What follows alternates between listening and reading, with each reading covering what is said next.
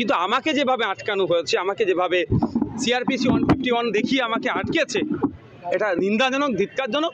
এর যেখানে concern officer ছিল প্রস্তুত থাকুন, তার বিরুদ্ধে আমরা আইনি লড়াই লড়বো। অবশ্যই যাব, অবশ্যই যাব। স্বাধীন ভারতে, স্বাধীন জায়গাতে সন্দেশখালী পরাধীন নয়, সন্দেশখালী আলাদা কোনো দেশ নয়। সেখানে যেতে গেলে মমতা ব্যানার্জি আমাকে পারমিশন লাগবে।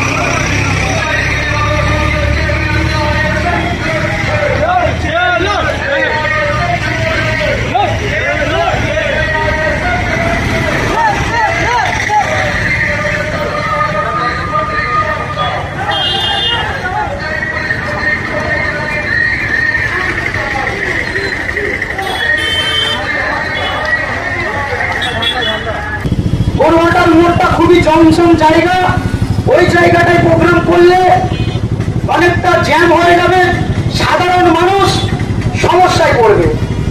তারপরে আমরা পারতাম স্টেশন মোড়ে, উলিবাড়ি স্টেশন মোড়ে এই প্রোগ্রামটা শেষ করতে চেয়েছিলাম, কিন্তু ওখানেও আমরা করতে পারলাম না। নওশাদ সিদ্দিকী যে শিক্ষা দিয়েছে, বারে বারে সেই শিক্ষাটা আমাদের মনে পড়ে যাচ্ছে, মানুষকে কষ্ট দেওয়া যাবে না। তাই ওখান থেকে চলে এসে এই ফাঁকা জায়গাটায় আমরা প্রোগ্রামটা শেষ করছি। আমার কথাগুলো প্রত্যেকে 5 মিনিট মন দিয়ে শুনুন।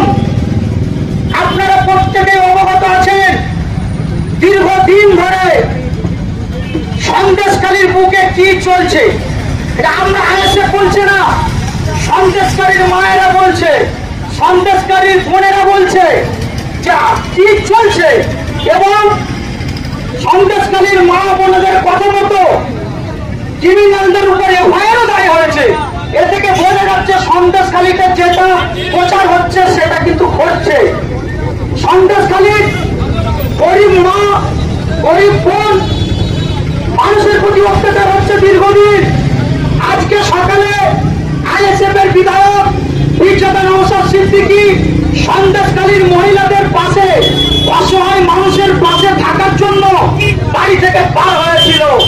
কিন্তু দুঃখের বিষয়, লজ্জার বিষয়, বর্তমান শাসক দলের কিছু পুলিশ প্রশাসন সন্দেশখালী থেকে 65 থেকে 70 কিলোমিটার দূরে কোন আইন না মেনে, ভারতবর্ষের সংবিধান না মেনে, সংবিধানকে পুরাও দেখিয়ে নওশাদ সিদ্দিকীকে আটক করেছে। তারই প্রতিবাদে আমরা আজকে রাস্তায় নেমেছি। কেন নওশাদকে আটক করা হলো? কেন? আরো বিরোধীরা তো ওখানে যাচ্ছে।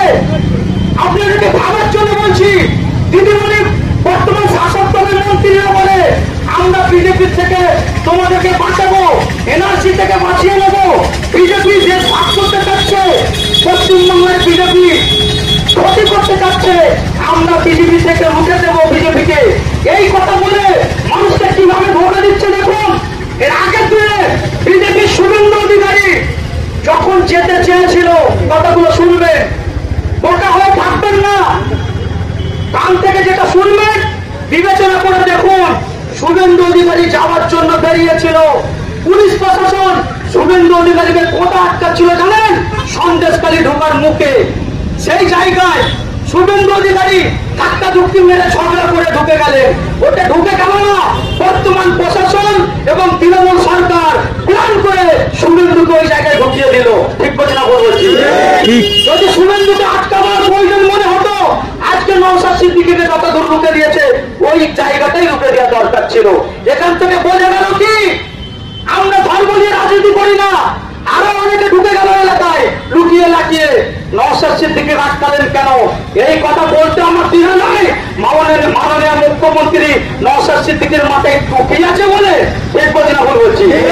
দিদিমণি এদিকে বলছে মুসলমানদেরকে আমি খুব ভালোবাসি, মুসলমানদেরকে ভালোবাসি বলে বলে বলে বলে নোংরা মন মানসিকতা নিয়ে আজকে মুসলমান এবং গরিব দলিত আদিবাসী সরল প্রাণ মানুষগুলোকে শেষ করে দিচ্ছে। নওশাদকে কেন আটকানো হলো আমি জানতে চাচ্ছি। মাননীয় এদিকে নওশাদকে আটকে দিচ্ছে, শুভেন্দু অধিকারীকে নিয়ে বিধানসভার ভিতরে চা খাচ্ছে। এগুলো তো বিচারেরটা হচ্ছে, ঠিক বলছি না ভুল বলছি? তাই আমরা প্রোগ্রামটা এখানে শেষ করছি। সব থেকে বড় একটা কথা কি জানেন? আপনারা মিডিয়ার মানুষ প্রচার করবেন মাননীয় মুখ্যমন্ত্রী মুসলমান দলিত গরিব আদিবাসী এদেরকে ভালোবাসি বলে কি করছে জানেন? মুসলিম জাতিটাকে, দলিত গরিব মুসলিম আদিবাসীটাকে শেষ করে দিচ্ছে। একবার ভাববেন, মাননীয় মুখ্যমন্ত্রী মুসলমানদেরকে ভালোবাসি বলে প্রত্যেকটা মুসলিম এলাকায় ফলো করে দেখুন মুসলিম পাড়ায় ছেলেগুলোকে ক্রিমিনাল গুন্ডা মাফিয়া তৈরি করছে।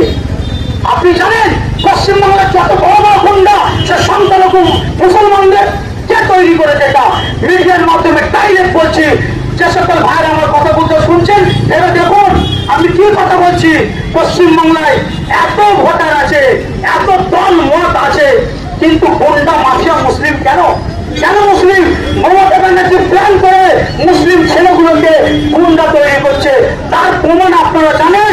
আজকে সন্দেশখালীর বেতাজ বাদশা মাফিয়া গুন্ডাকে শাহজাহান, শওকত মোল্লাকে বড় গুন্ডা শাহজাহান, সবই মুসলমান। এবং তাদের যখন কাজ মিটে যাচ্ছে তাদেরকে নিয়ে দরকার যখন ঘুরিয়ে যাচ্ছে একটা করে জেলে ঢুকিয়ে দিচ্ছে। ঠিক বলছি না বলবো? তাই সকলকে সচেতন হতে বলবো। আমরা কোনদিন হিন্দু মুসলমানের রাজনীতি করতে চাই না, কিন্তু আজ থেকে আমরা বুঝতে পেরে গেলাম, সকলে বুঝতে পারলো নওশাদকে 42-62 কিলোমিটার ধরে আটকে দিল। শুভেন্দুকে প্ল্যান করে এমন জায়গায় আটকালো যাতে ঠেলাঠেলিকে ঢুকে যায়। বুঝতে পারছেন না? কালকে একটা ভিডিও দেখছিলাম, মাননীয় মুখ্যমন্ত্রী কি করছে জানেন? শখ করেছে প্রধানমন্ত্রী হবে, শখ করেছে না? তার ফলে নেতারা বলছে আমার দিদি প্রধানমন্ত্রী হবে। শোনো বোকা, তোমার দিদি রাজ্যের দায়িত্বে আছে, একটা শাহজাহানকে ধরতে পারে না, রাজ্য চালাতে গিয়ে শাহজাহানকে ধরতে পারে না।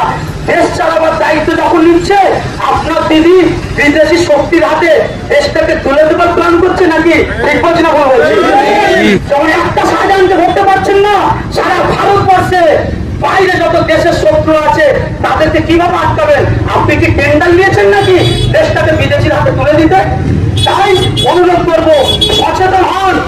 গরিব মানুষের প্রতি অত্যাচার হচ্ছে, খবরদার ভোটাভুটির জন্য এদের পাল্লাই করে মারপিট করবেন না। ভেবে দেখুন সন্দেশখালীতে দিদি এবং তার দলের নেতারা একটা হাত তুলে নিচ্ছে, যারা নেতা ছিল শিবু শাহজাহান ভেসে যাচ্ছে। তাই রাজনীতির নামে নিজেরা মারপিট করবেন না, মিল মহব্বতের সঙ্গে থাকবেন। আজকের এই কর্মসূচি আমরা এখানেই শেষ করছি।